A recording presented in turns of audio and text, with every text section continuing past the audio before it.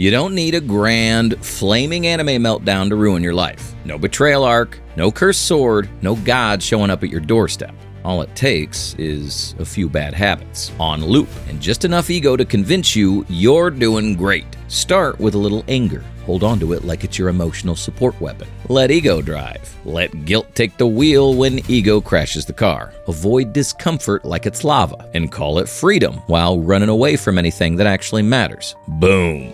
Personal apocalypse, and you didn't even break a sweat. Need a blueprint? Thorfinn's got you covered. The man funneled his entire personality into one mission: kill Askeladd. He spent his childhood fueled by hate, only to lose the one person he hated most and realize he had nothing left. No purpose, no plan, just rage with nowhere to go. That's not a character arc. That's a slow-motion implosion. This isn't about one epic failure. It's about the seductive, everyday choices that feel right and quietly ruin you over time. And today, we're walking through the entire disaster class, the Vinland Saga guide to screwing up your life and saving it.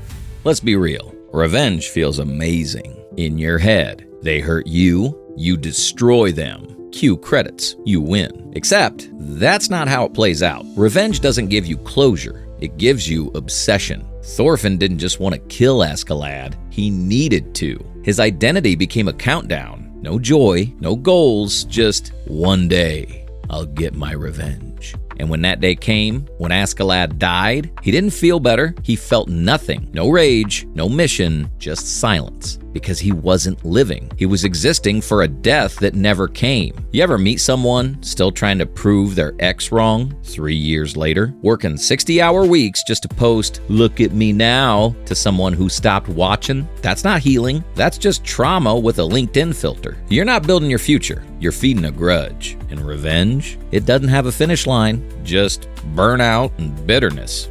Thorfinn duels Askeladd again and again. Each win feels like nothing because it's not about the sword. It's about the emptiness underneath. That's not vengeance. That's emotional treadmill cardio. You might not be wielding daggers, but if every move you make is just to prove someone wrong, you're not living, you're looping. And the scoreboard never turns off. Letting revenge define you is like burning down your house to chase out a mosquito. Sure, maybe you win, but what did you save? Here's the move. Stop trying to beat them. Start trying to build you. Trade the fury for vision. Peace isn't surrender, it's strategy. You want a quiet way to ruin your life? Easy. Never forgive yourself. Not once. Just keep replaying your worst moments like they're your favorite comfort show. Hold yourself hostage. Call it being responsible. Wake up every day and remind yourself why you're broken, why you can't change, why you deserve better. You're not healing. You're just marinating in guilt.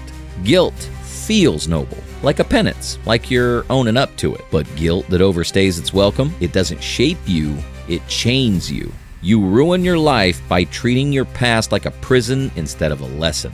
After Askeladd, Thorfinn doesn't lash out. He shuts down. No words, no fight, no purpose. Not because he's wise, because he's empty. He isn't at peace. He just doesn't think he deserves to exist. His rage burned out, and guilt moved in. Your version? You ghosted the right person, wasted time, quit when it mattered. And now, you block your blessings, sabotage anything good because some voice in your head says, you don't deserve better. That's not redemption, that's self-sabotage. Forgiveness isn't saying it didn't matter. It's saying, I'm done letting it control me. Let guilt teach you, then let it go. You don't need to wear every scar like a badge. You learn, you grow, you move like someone who knows better, not someone still stuck in their worst chapter. Your past is not a prison, it's a page. Close it and start writing something new. Want to wreck your life and look confident doing it? Let ego take the wheel. Always be right. Never ask for help. Blame the algorithm, your job, your zodiac sign. Anything but you. It's not pride, it's standards. It's not fear, it's vibes. You're not stuck, you're just protecting your peace, right? You're not winning, you're cosplaying both hero and victim in the same story. Ego isn't loud, it's sneaky. It doesn't scream, I'm the best. It whispers, you already know enough. Don't change, don't ask for help, you'll look weak. That's how ego kills you. Not with chaos, but with quiet resistance to growth. It convinces you to stay still, Or worse, believe you're above starting small. Thorfinn gets wounded. Askeladd's men try to help. He snarls, limps away alone, because to him, accepting help equals weakness, even if it means bleeding out alone. Same with young Canute, hiding behind Ragnar, paralyzed by fear, not because he's weak, but because change terrifies him. And ego says, better to stay silent than fail in public. Ever stayed in a toxic job or relationship because leaving would mean admitting you were wrong? Pretend everything's fine, just so no one sees you struggle? Yeah, that's ego too, but with aesthetic lighting. Ego will let you walk into a storm just to prove you didn't need an umbrella. Then, when you're soaked and shivering, it'll say, at least you look strong doing it. You want to grow? Kill the part of you that always needs to be right. Real strength isn't pretending you got it all figured out. It's admitting you don't and showing up anyway.